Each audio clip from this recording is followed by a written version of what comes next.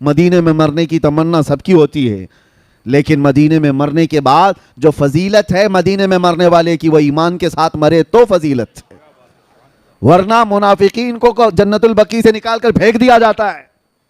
یہ بھی بات یاد رکھو آپ، ایمان کی حالت میں جو دنیا سے گیا اور مدینے میں مرا ہے، ارے اس کے کیا کہنے ہیں، ارے وہ قیامت کے دن مومنین کی شفاعت کرے گا۔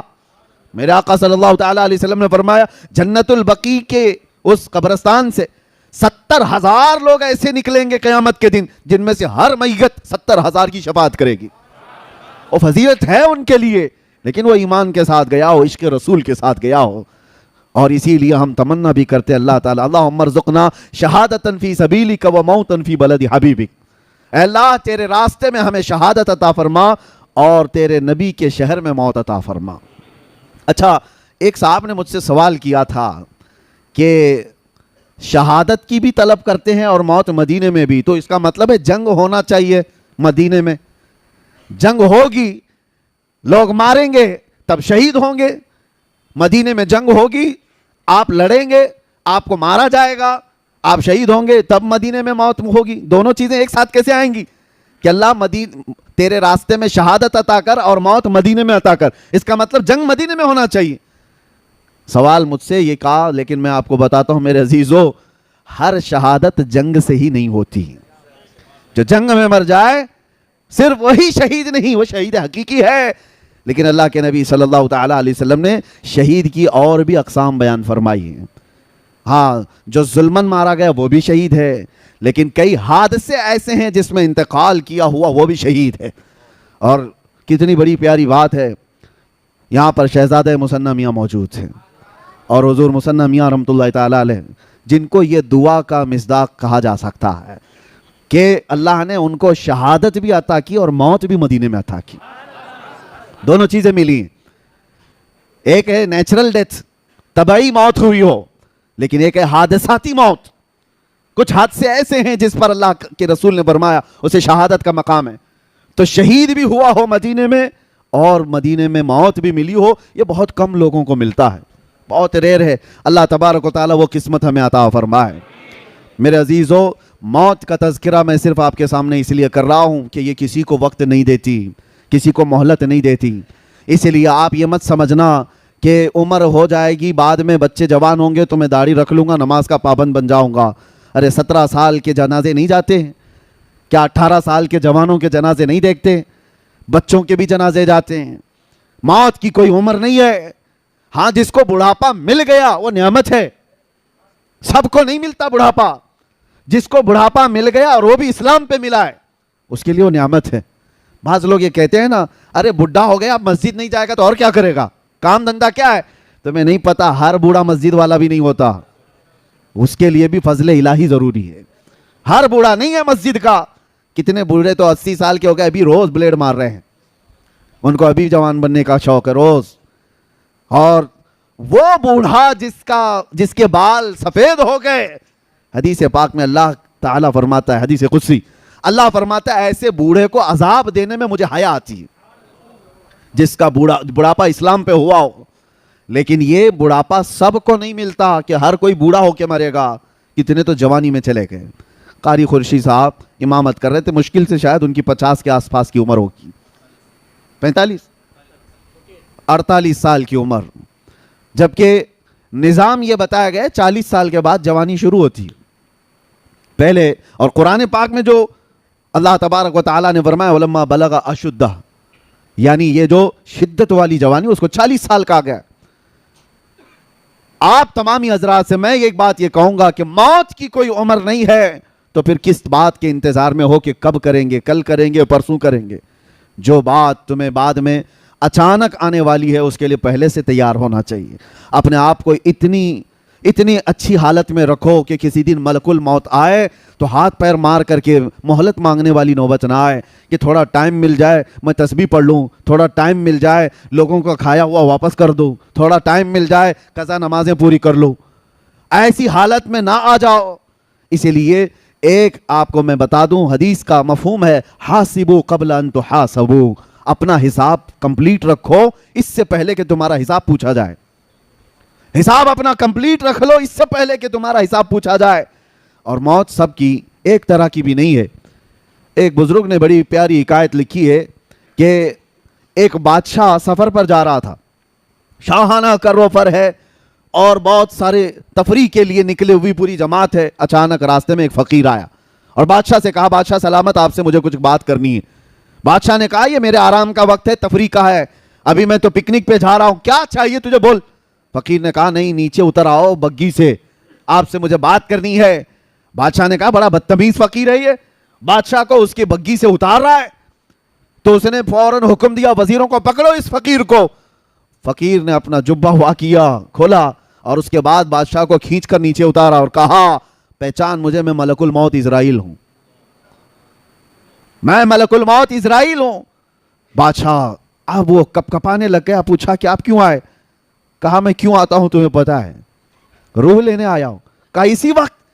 کہا اسی وقت. کہا اتنا وقت دے دیں کہ میں واپس چلا جاؤں یہ سفر کو ختم کر کے, اور اپنی سلطنت کے سارے کام بیٹے کو سپرد کر دوں گا. کہا اتنا ٹائم نہیں ہے تیرے پاس, میں بہت جلدی, ابھی وقت کافی کم بچا ہے. تو اس نے کہا اتنی مہلت دے دیجئے کہ بیوی سے بات کر لوں. کہا وہ بھی نہیں ہے. اس کو تھوڑی سی بھی مہلت نہیں دی گئی, اسی وقت اس کو گرا دیا گیا اور اس کی روح قبض کر لی گئی. جو شاہانہ کروفر کے ساتھ جا رہا تھا, اس کو راستے میں اچانک ملک الموت نے روح نکال لی. تصویر کا ایک دوسرا رخ بھی ہے سیم. ایک عالم ربانی ہے, پرہیزگار, وہ اپنے گھر سے جھولا لے کر سامان لینے کے لیے باہر جلدی جلدی جا رہے ہیں.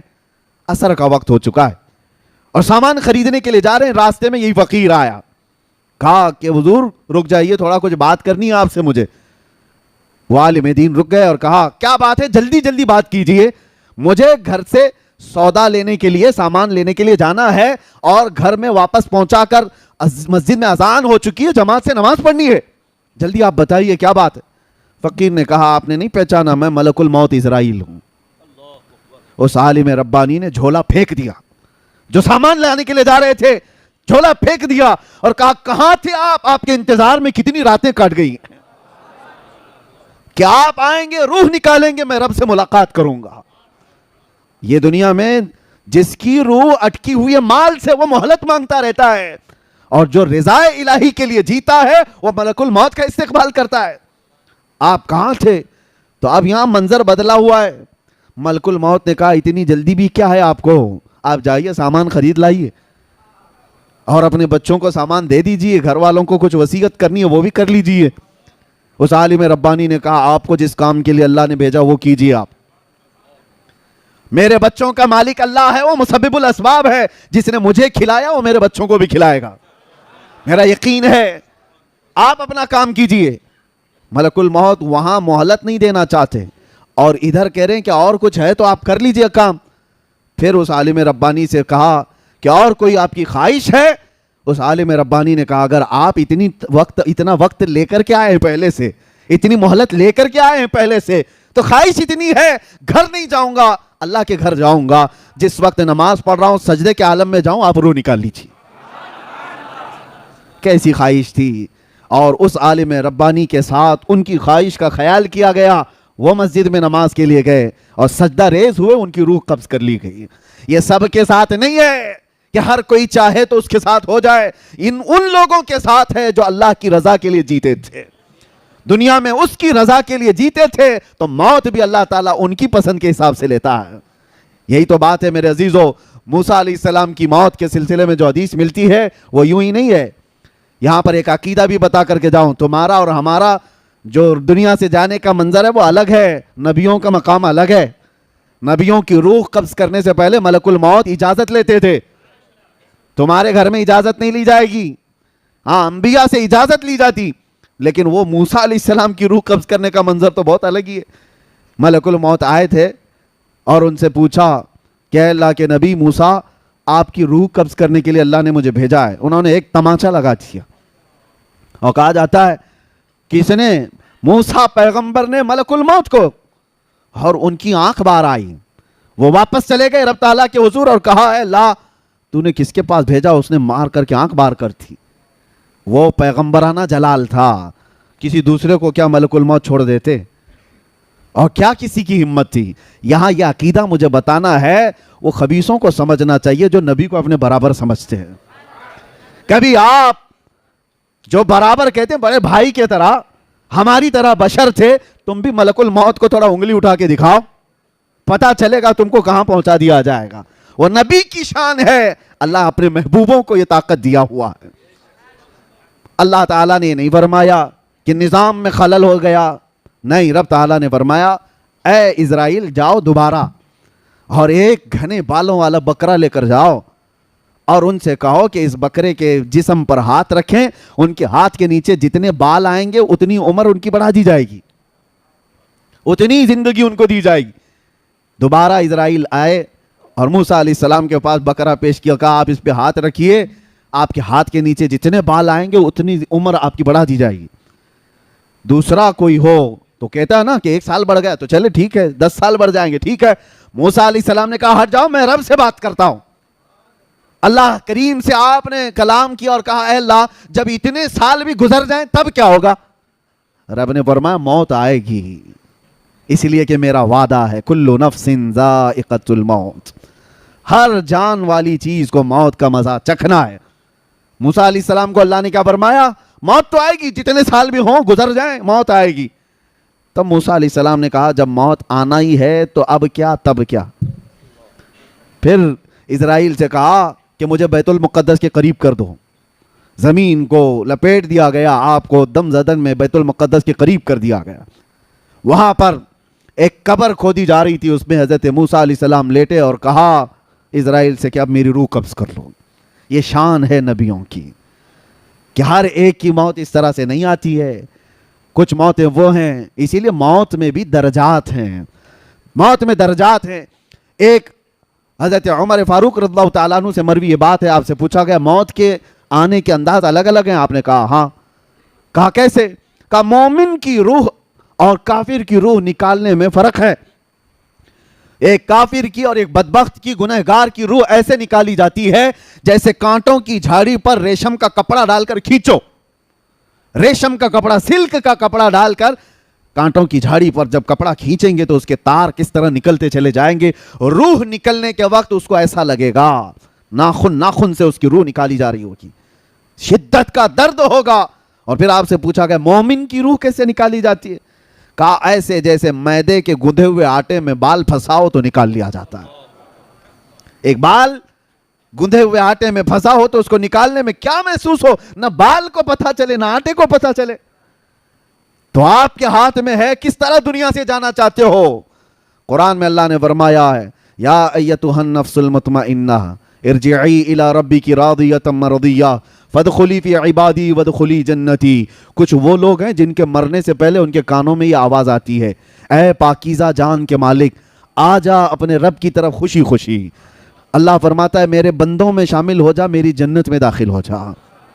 اور حدیث پاک میں ہے کچھ گنہگار ایسے ہیں جن کے مرنے سے پہلے کانوں میں آواز آتی ہے یا ایتھا النفس الخبیثہ, اے برے جان کے مالک اخرجی من الجسد الخبیث, گندے جسم سے نکل جا. اللہ کا یہ حکم ہوتا ہے گندے جسم سے نکل جا اور میرے بندوں سے دور ہو جا, جہنم میں داخل ہو جا.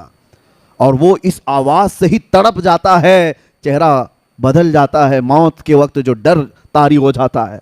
عزیزان گرامی وقار, موت کے وقت جو حالات آتے ہیں, قرآن کہتا ہے کہ اگر تم دیکھ لو نا فرشتوں کو کہ فرشتے کیسے مارتے ہیں اور یضربون وجوہہم وادبارہم, ان کے پیچھے ان کی پیشانیوں پر مارتے ہیں روح نکالنے کے لیے.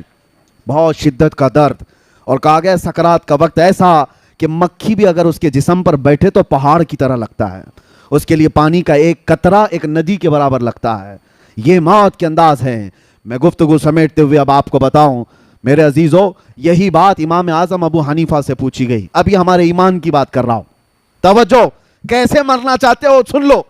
امام اعظم ابو حنیفہ سے کسی نے سوال کیا کہ سنا ہے بدبخت اور گنہگار کی موت بڑے دردناک انداز سے آتی ہے اور ایک عاشق رسول کی موت بڑی خوشحالی کے ساتھ آتی ہے, وہ خوشی خوشی دنیا سے جاتا ہے. ایسا کیوں ہوتا ہے جبکہ روح نکالنے والا ایک ہی ہے, فرشتہ ایک ہی ہے, درد کیسے ہوتا ہے, روح ایک ہی ہے.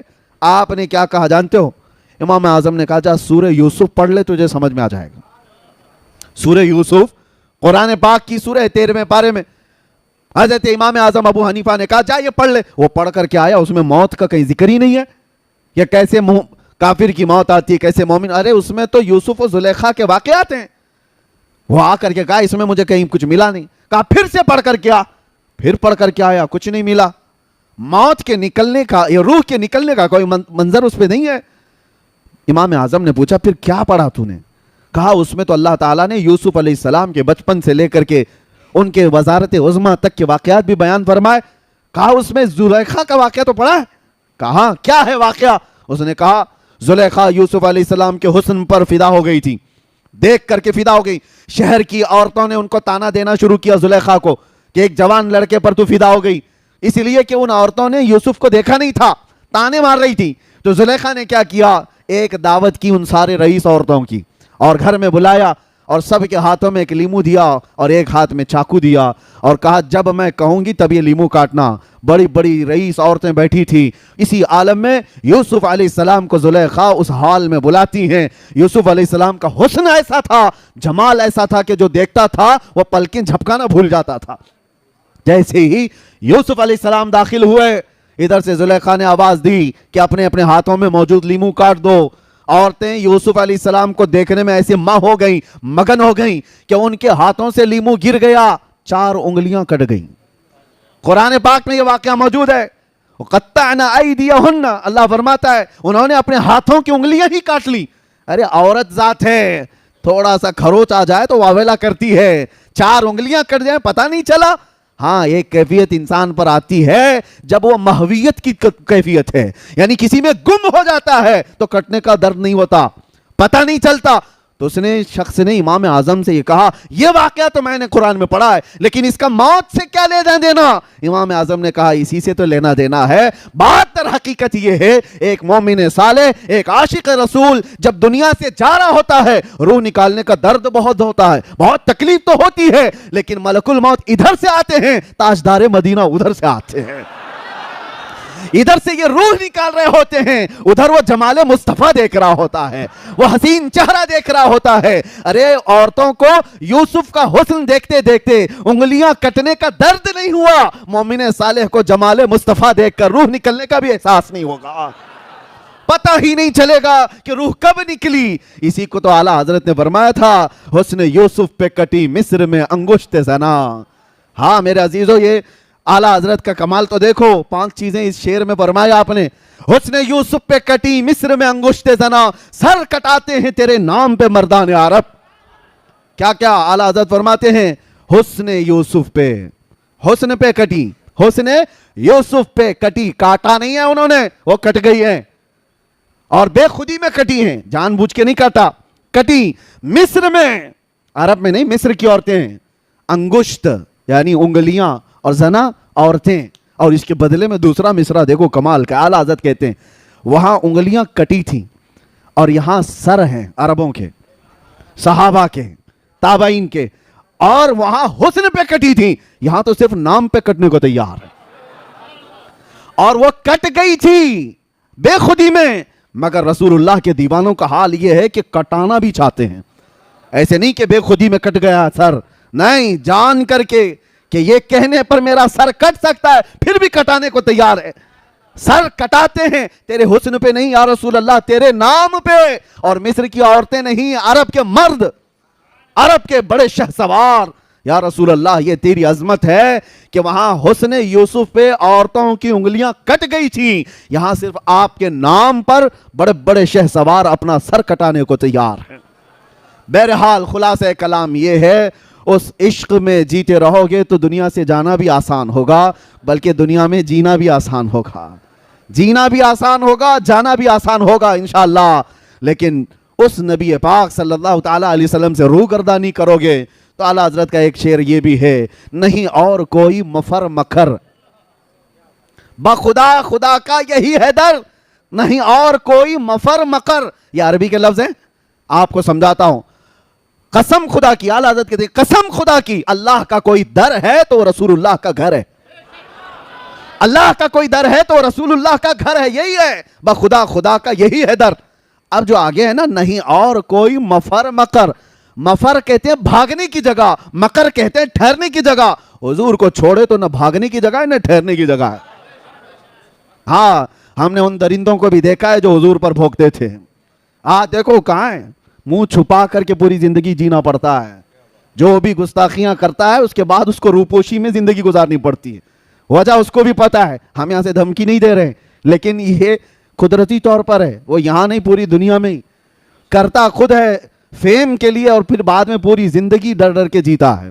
وہ 4 لوگوں کے سامنے بھی جینا مشکل رہتا ہے گستاخی کرنے والوں کا. تو کیسی زندگی ہے. اور الحمدللہ جو محبت مصطفیٰ کی بات کرتے ہیں، ہم ہزاروں میں تنہا بھی گھوم سکتے ہیں، تنہا جا سکتے ہیں. گستاخی کرنے کے بعد بھاگنے کی بھی جگہ نہیں، ٹھہرنے کی بھی جگہ نہیں. ہاں آپ کو پتا ہے آج سے 4 سال پہلے وہ پاکھنڈی جو بھوکتا تھا اس کے گوفے میں ایک 8 سال کا بچہ آ گیا تھا. نیوز آپ نے بھی سنا ہوگا. مسلمان بچہ تھا اور غلطی سے پانی لینے کے لیے چلا گیا تھا. نیوز والوں نے بھی بہت چلایا، لیکن اس کو اتنا بڑا کر دیا گیا. ارے مسلمان بچہ آ گیا 8 سال کا، پتہ نہیں کیا کرنے آیا تھا کیا نہیں کرنے آیا تھا، سارے اس کے اطراف. ارے بات در حقیقت اس بچے کی نہیں ہے، تم نے جو گستاخی کی ہے اس کے بعد 8 سال کا بچہ بھی تمہارے لیے ملک الموت لگتا ہے. حالانکہ بچوں سے کیا ہو سکتا تھا، اس کو تو موت کا فرشتہ سمجھنے لگ گیا. یہ ڈر ہے، یہ خوف ہے حضور کو چھوڑنے کے بعد یا حضور پر بھونکنے کے بعد. اور وہ جو رافضی کتا تھا لکھنؤ کا، جس نے نام بھی بدلا تھا دین بھی بدلا تھا، ہاں دوسرے دھرم میں جا کر کے لوگوں کو پروموٹ کر رہا تھا کہ میں نے دھرم بھی بدل لیا نام بھی بدل لیا. کہاں ہے؟ ڈھونڈ کے نکالو. آج کہیں ہے؟ 6 مہینے چاٹو گیری کرتے رہے، اس کے بعد وہاں سے بھی کک مار کے بھگا دیا گیا. دھوبی کا کتا، نہ گھر کا نہ گھاٹ کا. اعلیٰ حضرت فرماتے یا رسول اللہ جو تیرے در سے یار پھرتے ہیں در بدر یوں ہی خار پھرتے ہیں.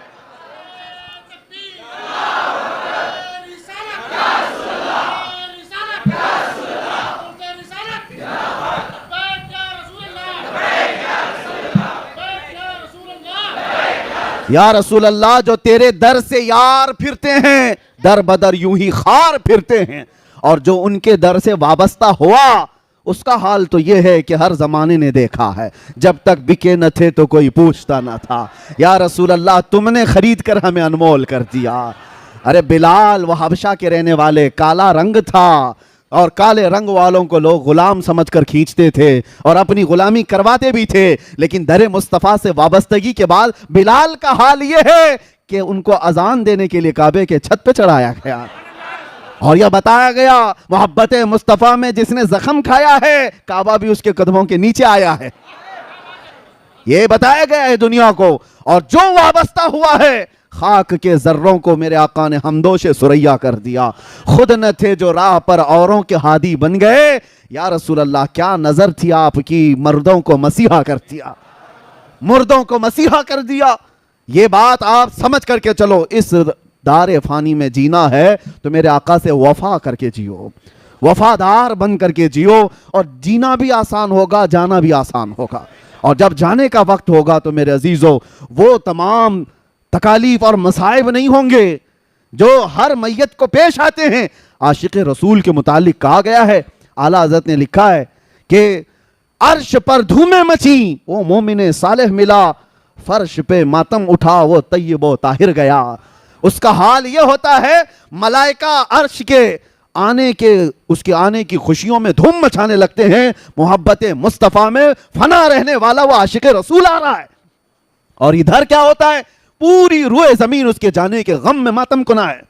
سب کے دل محسوس کر رہ جاتے ہیں. زندگی گزارو تو ایسی زندگی گزارو کہ جس کے جانے کا غم پوری دنیا کو ہو اور ملائکہ کو اس کا استقبال ہو. اور اسی لیے ہم کہتے ہیں کہ ملائکہ کو اس کا استقبال ہو. یہ کب ہوگا؟ تم کیا چیز دیکھنے کے لیے دنیا میں جی رہے ہو؟ ہر آدمی اپنے اپنے کچھ نہ کچھ ایکسپیکٹیشن رکھتا ہے. 40 سال کا ہو گیا ہوں، اتنا کمایا ہوں، یہ چاہیے. عام نوجوانوں کی زندگی تو یہ ہے کہ آج ایک کسی حسین لڑکی کو اپنے دام فریب میں پھنسا لینا، یہ سمجھتا ہے زندگی کا بہت بڑا تیر مار لیا میں نے. کون سا بڑا کام کر لیا؟ ہاں لڑکیوں کو چیٹنگ کے ذریعے، ڈیٹنگ کے ذریعے، فلاں کے ذریعے، اس کے ذریعے، اس کے ذریعے پھنسا لینا، یہ بہت بڑا کام ہے. تو رم کھاؤ. ارے تم کیا جانتے ہو شہ سوار کون تھے اور ہمارے جرنیل اور لیڈر کون تھے؟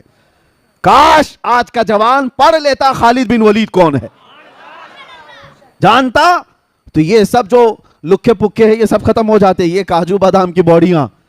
خالد بن ولید 125 جنگیں لڑی اپنی زندگی میں, 125 جنگیں, اور ایک جنگ میں بھی اللہ نے ان کو شکست نہیں دی. اور جانتے ہو, اس لیے میں ان کا ذکر کر رہا ہوں, خالد بن ولید جب لڑنے کے لیے جاتے تھے تو ان کے ہاتھ میں جو تلوار تھی وہ 35 کلو کی ہوتی تھی. 35 کلو کی تلوار. اور کہا جاتا ہے کہ تقریباً 30 سے 40 کلو کا وہ ڈھال جس سے تیر بچاتے تھے, اٹھا کے دکھاؤ. اور اس حال میں وہ جنگ کرتے تھے. اور خود خالد بن ولید کہتے ہیں ایک جنگ ایسی ہے, جنگ موتا, جس میں 9 تلواریں میرے ہاتھ سے ٹوٹی ہیں. 9 تلواریں ٹوٹی, پھر بھی پیچھے نہیں ہٹے. اور کون سی طاقت تھی, کون سی قوت تھی خالد بن ولید کے پاس, جانتے ہو کیا کھاتے تھے وہ, کس چیز سے بے خوف جیتے تھے؟ بات در حقیقت یہ, ایک جنگ میں یہ لوگوں نے منظر دیکھ بھی لیا. خالد بن ولید اچانک لڑتے لڑتے نرغے میں پھنس گئے, اور ایک کافر ان کے سر پر تلوار اٹھا چکا تھا, اور آپ کا امامہ گر گیا تھا. خالد بن ولید نے اپنی گردن نہیں بچائی, امامہ بچانے کے لیے آگے گئے. ارے وہ دشمن گردن پر تلوار اٹھایا ہے, اور گرا ہوا امامہ اٹھانے چلے گئے. ان کا یقین کیسا تھا, گردن اس وقت تک نہیں کٹے گی جب تک مولا نہیں چاہے گا. امامہ اٹھا لیا, اپنا امامہ لے لیا. وہ سامنے دشمن جو کھڑا تھا وہ حیرت میں ہے. کہا ایک چھوٹا سپاہی بھی ایسی غلطی نہیں کرتا, تم تو سپہ سالار ہو خالد بن ولید, کہ تم ایسے وقت میں جب تلوار تمہاری گردن پر ہو اور تم اپنا کھویا ہوا امامہ اٹھانے جا رہے ہو, یہ پگڑی اٹھانے جا رہے ہو. خالد بن ولید نے جواب دیا تھا, بات در حقیقت یہ ہے میں اپنی طاقت کے بل بوتے نہیں لڑتا, یہ میرے بازوؤں کی طاقت نہیں ہے جو مجھے جرنیل بنائی ہوئی ہے.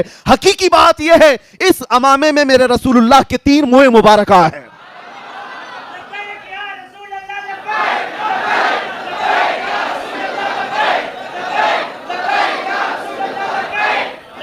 توجہ, خالد بن ولید کہتے ہیں اس امامے میں رسول اللہ کے 3 منہ مبارکہ ہیں, اور میرا یقین یہ ہے یہی برکت ہے جو مجھے ہر میدان میں فتح یاب کرتی ہے. ہاں, یہ ہے نسبت صحابہ کی, یہ ہے وفاداری جو انہیں طاقتور بنا رکھی تھی. اسی لیے میں نے کہا وفا کرو تو جینا بھی آسان ہے, جانا بھی آسان, اور بے وفائی میں یہاں گھٹ گھٹ کر کے مرتے رہو گے. اسی لیے میرے عزیزو, آخری بات یہ ہے, اعلیٰ حضرت نے فرمایا زیادہ دیر انتظار مت کرو, اپنے آپ کو بدلنے, اپنے آپ کو توبہ کر کے صحیح راستے پر لانے کے لیے زیادہ دیر تک انتظار نہ کرو. آج لے ان کی پناہ, آج مدد مانگ ان سے, کل نہیں. آج لے ان کی پناہ, آج مدد مانگ ان سے, کل نہ مانیں گے قیامت میں اگر مان گیا. وہاں تو سب مانیں گے بڑے بڑے لوگ دیکھ کر کے, آج ہی مان لو میرے آقا کو. اب میں آپ سے ایک سوال پوچھتا ہوں, مجھے دل پہ ہاتھ رکھ کر کے بتاؤ, کائنات میں سب سے حسین چہرہ میرے آقا کا تھا یا نہیں؟ سب سے اعلیٰ اخلاق میرے نبی کے تھے یا نہیں؟ نبی کونین صلی اللہ تعالیٰ علیہ وسلم کی زندگی سب سے اعلیٰ تھی یا نہیں؟ ان کی حدیثیں سب سے سچی, ان کی زبان سب سے سچی, ان کے اخلاق سب سے سچے, ان کا حسن سب سے اعلیٰ. جس جماعت کے پاس ایسا رسول ہو, کسی دوسرے کو دیکھنے کی ضرورت ہی کیا ہے؟ تم ایرے غیرے نتھو کھیرے کے فین بنتے کیوں ہو؟ حیرت ہوتی ہے جب کبھی کوئی کہتا ہے کہ میں فلاں کا فین ہوں, اس کا فین ہوں. جھوٹے ہو آپ, تمامی حضرات جھوٹوں کے فین بنتے ہو, جبکہ تمہیں اللہ تعالیٰ نے بھیجا ہے یہاں پر تمہارے نبی کے لیے. اس کے اس کے نہیں بننا, اپنے نبی کے وفادار. ہمیں اس کائنات میں جینے کے لیے اللہ تعالیٰ نے بھیجا ہے. زندگی یہ نہیں کسی کے لیے, زندگی ہے نبی کی, زندگی ہے نبی کی, اور نہ سمجھ مرتے ہیں زندگی کے لیے, جینا مرنا ہے سب کچھ. ہاں, اتنی بات یاد رکھو, جب ایسی زندگی گزارو گے نا, طلب کیا ہونی چاہیے؟ کیا تمہارے اسکرین پر ننگی تصویریں دیکھ کر رات گزارنے کی؟ کیا تم بے حیائیوں میں اپنے تنہائیاں گزارنے کی طلب رکھو گے؟ چھوڑ دو ان تمام چیزوں کو, اللہ دیکھ رہا ہے تمہاری تنہائیوں کو بھی, اور ان قریب موت آنے والی ہے, ان قریب آنے والی ہے. تم پردے کے ہلنے سے جب خوف کر جاتے ہو کہ کوئی دیکھ لے گا, ارے وہ اللہ خبیر و علیم و بصیر, ہر شے کو دیکھ رہا. یہ چیزیں دیکھنے کی طلب میں مت جیو, صرف جینا ہے تو یہ طلب رکھ کر کے جیو جو اعلیٰ حضرت کے شہزادے مفتی اعظم نے کہا تھا, کچھ ایسا کر دے میرے کردگار آنکھوں میں, ہمیشہ نقش رہے روئے یار آنکھوں میں. انہیں نہ دیکھا تو کس کام کی ہیں یہ آنکھیں, کہ دیکھنے کی ہے ساری بہار آنکھوں میں. حضور کو دیکھنے کی طلب لے کر کے جیو, اور پھر وہ وقت آ بھی جائے گا جب بار بار تم دروازہ کھٹکھٹاتے ہو تو دروازہ کھل ہی جاتا ہے. बार बार किसी का दरवाजा खटखटाए तो खुल ही जाता है। और मेरा रसूल बड़ा गैरतमंद है, आता है फकीरों पे उन्हें प्यार कुछ ऐसा, खुद भीख दें और खुद कहें मंगते का भलाओ। रोज तलब तो रखो बारगाह मुस्तफ़ा में, कुछ ऐसा कर दो और फिर ये तलब रखो और इतना कह दो मेरे आका की बारगाह में। यकीन है ना हुजूर सुनते हैं? यकीन है हुजूर सुनते हैं? तो फिर ये क्यों नहीं कहते या रसूल अल्लाह, सुना है आप हर आशिक के घर तशरीफ लाते हैं, सुना है आप हर आशिक के घर। अरे मेरे घर में भी हो जाए चिरागा, मेरे दिल में भी हो जाए चिरागा। जब ये तलब लेकर जियोगे एक दिन दरवाजा खुलेगा, एक दिन रहमत का दरवाजा खुलेगा और न जाने वो हमारा घर खुशबुओं से महक जाएगा। और फिर इस हाल में तुम्हारी मौत आए और हमारी मौत आए तो किस शान से आती है पता है? किस शान से? हमने पूछा था बुजुर्गों से कि जब हमारे जनाजे जाते हैं तो इनको सफेद कपड़े अतर लगाकर खुशबुओं में मुलव्विस और उसके बाद मलबूस और उसके अच्छे कपड़ों में मलबूस सुरमा भी लगाए, फूलों से सजाए। अरे ये तो दूल्हे के साथ होता है, मुर्दे के साथ क्यों? मुर्दा है, मर गया, अब इसको क्या कपड़े, मट्टी में तो जा रहा है, अतर इसको क्यों? थोड़ी देर के बाद तो बंद होने वाली है कब्र, ये सुरमा क्यों? बंद आंखों पर। और ये फूलों से सजा हुआ जनाजा क्यों जा रहा है? जैसे शादी में जा रहा है। बुजुर्गों ने कहा बेटा वो आज जियारत मुस्तफा के लिए जा रहा है। आज जो हमारा जनाजा जा रहा है, किसी सुन्नी की बात कर रहा हूं, उसकी बात नहीं कर रहा जो मर गया मरदूद न फातिहा न दुरूद, उसे क्या देखना है। सुन्नी की बात कर रहा हूं, वो जनाजा जाता है तो बड़ी शान से जाता है। इसलिए हमारे बुजुर्गों ने ये रिवाज रखा था, लोग देख करके हश हश करें आज की रात ये मेरे मुस्तफा की जियारत के लिए जा रहा है। हाँ यही है शबे गौर भी उसी गुल से मुलाकात की रात। हाँ उसी गुल से मुलाकात की रात। और जब कब्र में जाएंगे होगा क्या? मुनकर नकीर को आना है, नीली आंखों वाले काले चेहरे वाले जमीन को दांतों से निकालते हुए आएंगे और झिझोड़ करके उठाकर सवालात पूछेंगे, बता तेरा रब कौन है, बता तेरा दीन क्या है। और फिर तीसरा सवाल वही है जो सब फंसते हैं अक्सर, हुजूर को दिखा करके इनके बारे में क्या कहता था। बात यही है, बहुत सारे तो जवाब दे देंगे मेरा रब अल्लाह है, मेरा दीन इस्लाम है, लेकिन फरिश्ते सवाल में वहां पर चेंजिंग कर देते हैं। आपको पता है फरिश्ते पहले दो सवाल में पूछते हैं तेरा रब कौन है, तो क्या जवाब होगा? मेरा रब। सवाल पर तवज्जो रखो, लफ्ज पर, कौन है। वो ये नहीं पूछ रहे कौन था, ये पूछते कौन है। और दूसरा सवाल भी फरिश्ते कहते तेरा दीन क्या है, फरिश्ते ये नहीं पूछते तेरा दीन क्या था, क्या पूछते हैं तेरा दीन क्या है, वो कहता है इस्लाम। लेकिन तीसरे सवाल में फरिश्ते चेंज कर जाते हैं, मा कुन्त तक़ूलु फी हक़्क़ि हाज़ा रजुल, हुजूर को दिखाकर कहते हैं ये कौन है, नहीं पूछते इनके बारे में क्या कहता था। हाँ ये अभी क्या कह रहा वो नहीं, पहले क्या था, अपोजिशन में था कि इधर था। उनको दिखा करके हुजूर को फरिश्ते कहते मा कुन्त तक़ूल, क्या कहता था हुजूर के बारे में। हाँ तो वो फिर हुजूर को जो कहता था उसे कहना पड़ेगा। हाँ वो खबीस क्या कहेगा जो पीठ पीछे का इल्म नहीं कहता था, जो वो क्या कहेगा जो अपने बड़े भाई की तरह कहता था, हुजूर को कमतर समझता था मुआज़ अल्लाह, वो क्या कहेगा, वो हा हा हा हा ला अदरी, नहीं मालूम क्या कहूंगा। वो तो सुन्नी की किस्मत है जो कहेगा सारे अच्छों में अच्छा समझिए जिसे, है उस अच्छे से अच्छा हमारा नबी, सारे ऊंचों से ऊंचा समझिए जिसे, है उस ऊंचे से ऊंचा। अरे जिसके तलबों का धुवन है आबे हया, है वो जाने मसीहा